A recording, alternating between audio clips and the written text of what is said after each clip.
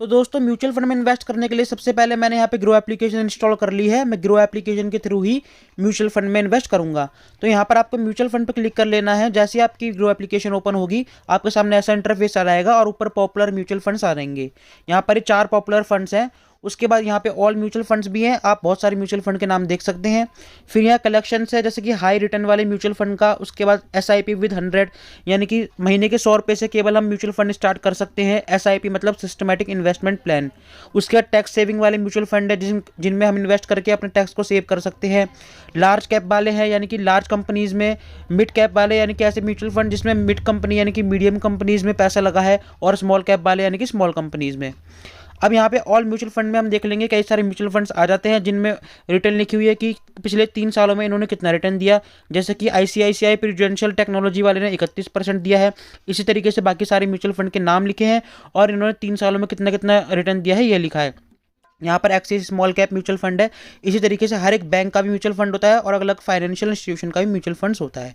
तो यहाँ पर मान लीजिए मैंने इस वाले म्यूचुअल फंड पे क्लिक करा, PGIM वाले पे। यहाँ पर इसमें लिखा है वेरी हाई रिस्क, यानी कि रिस्क वाला म्यूचुअल फंड है। इक्विटी यानी कि इसमें स्टॉक में पैसा लगा हुआ है काफ़ी सारे शेयर में।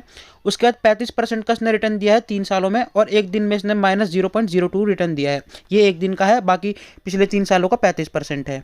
उसके बाद यहाँ पर एक ग्राफ है 1 मंथ से लेकर ऑल टाइम तक का, यानी कि हम इसमें ग्राफ देख सकते हैं। इसमें इस म्यूचुअल फंड ने पिछले 5 सालों में या 3 सालों में या फिर पिछले 1 साल में क्या रिटर्न दिया है। तो 1 साल में इसने लॉस दिया है यानी कि 3.92% का, लेकिन पिछले 3 सालों में इसने 35% का अच्छा खासा रिटर्न दिया है। यहाँ इसको रेटिंग्स में मिली है जो कि 5 मिली है, मैक्सिमम रेटिंग होती है। और इस वाले म्यूचुअल फंड को हम 1000 रुपये देकर यानी कि महीने के 1000 रुपये लगाकर इन्वेस्ट करके इस म्यूचुअल फंड में पैसा लगा सकते हैं।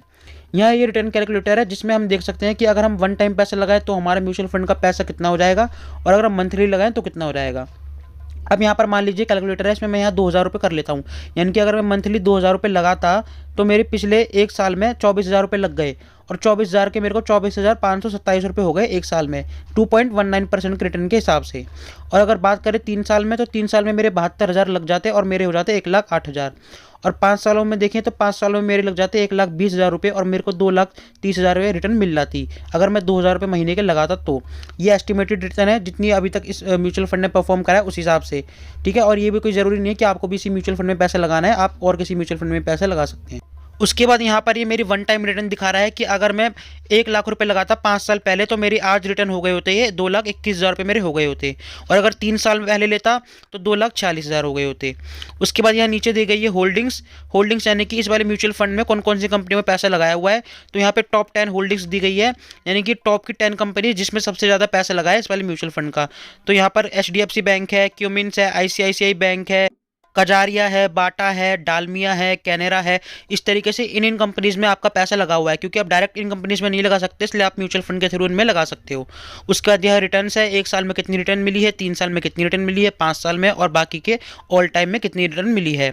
सिमिलर फंड में आप देख सकते हैं इसके जैसे और भी म्यूचुअल फंड को आप एक्सप्लोर कर सकते हैं और देख सकते हैं कि किस फंड में कितना रिटर्न मिल रहा है। उसके बाद यहाँ एक्सपेंस रेशियो, एग्जिट लोड और टैक्स है। एक्सपेंस रेशियो का मतलब कि अब कोई भी कंपनी आपके लिए फ्री में काम तो करेगी नहीं, कुछ ना कुछ फीस तो लेगी। तो ये 0.39% इसकी फीस है। एग्जाम्पल के लिए अगर आपने 1,00,000 रुपये लगाया तो 1,00,000 का 0.39% यानी कि 390 रुपये इसका एक्सपेंस रेशियो हो जाएगा। उसके बाद यहाँ पर नीचे एग्जिट लोड है। एग्जिट लोड यानी कि अगर आप 90 दिन से पहले इस म्यूचुअल फंड में सेलिंग करते हैं यानी कि इसको बेचते हो तो 0.5% का आपको एग्जिट लोड देना पड़ेगा। उसके बाद यहाँ नीचे स्टैंप ड्यूटी है। स्टैंप ड्यूटी गवर्नमेंट के पास जाती है जो कि 1 जुलाई 2020 से लागू की गई थी।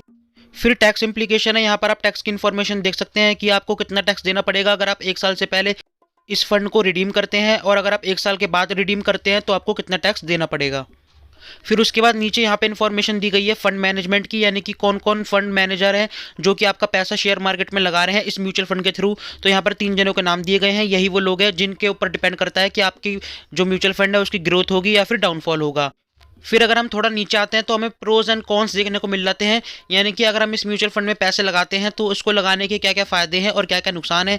तो यहाँ पर दिया गया है कि 3 से 5 साल के लिए लगाते हैं तो उसमें फ़ायदा होगा और अगर आप 1 साल के लिए लगाते हैं तो आपको रिटर्न कम देखने को मिलती है। तो अब मैं आपको बताता हूँ कि म्यूचुअल फंड में पैसा कैसे लगाना है। तो यहाँ पे 2 ऑप्शन है, 1 टाइम और स्टार्ट SIP। तो यहाँ पे स्टार्ट SIP का मतलब है आप हर महीने पैसा लगा सकते हैं। अब यहाँ पर आपको अमाउंट डाल देना है कि आप हर महीने कितने पैसे लगाएंगे। तो यहाँ पर इस वाले म्यूचुअल फंड में हम कम से कम 1000 रुपये से शुरुआत कर सकते हैं, इसलिए मैं यहाँ पर 1000 डाल देता हूँ। और फिर यहाँ पर डेट सेलेक्ट कर लेता हूँ कि कितनी तारीख को हर महीने मेरे पैसे निकलते जाएँ और मेरा पैसा इसमें लगते जाए। यहाँ पर मैंने 21 तारीख सेलेक्ट कर ली है और यहाँ पर मेरे को बैंक सेलेक्ट कर लेना है। याद रखिएगा, आपका पैसा जो है लगाने के लिए आपकी नेट बैंकिंग इनेबल होनी चाहिए, जब भी आप SIP इनेबल कर सकेंगे। तो यहाँ पर मैंने स्टार्ट SIP पे क्लिक कर लिया है क्योंकि मेरी HDFC की नेट बैंकिंग इनेबल हो रखी है और मैंने इसको ग्रो ऐप से कनेक्ट करा हुआ है। अब यहाँ पर मेरे को अपनी कस्टमर ID डाल देनी है जो कि HDFC बैंक की है, जो कि आपको बैंक वाले ही प्रोवाइड करेंगे। कस्टमर ID और पासवर्ड डालने के बाद आपकी पेमेंट सक्सेसफुल हो जाएगी और आपका पैसा इस वाले म्यूचुअल फंड में लग जाएगा। तो यहाँ पर मैं स्टार्ट SIP नहीं कर रहा क्योंकि मेरे को वन टाइम इन्वेस्टमेंट करना है, SIP में पैसा नहीं लगाना, क्योंकि मैं सैलरीड पर्सन नहीं हूँ। तो इसलिए मेरे लिए मुश्किल होगा हर महीने पैसे निकालना, इसलिए मैं एक बार में पैसे लगा के अपना माइंड को फ्री रखना चाहता हूँ। अब यहाँ पर मैं वापस से उसी वाले म्यूचुअल फंड पर आऊँगा जो मैंने पहले सेलेक्ट करा था। उसके बाद यहाँ वन टाइम पे मैं क्लिक कर लूँगा और वापस से उसी स्टेप पे को दोहराऊंगा। यहाँ पर अब मैं 10,000 रुपये डाल लेता हूँ क्योंकि मैं 10,000 रुपये वन टाइम इन्वेस्टमेंट करना चाहता हूँ।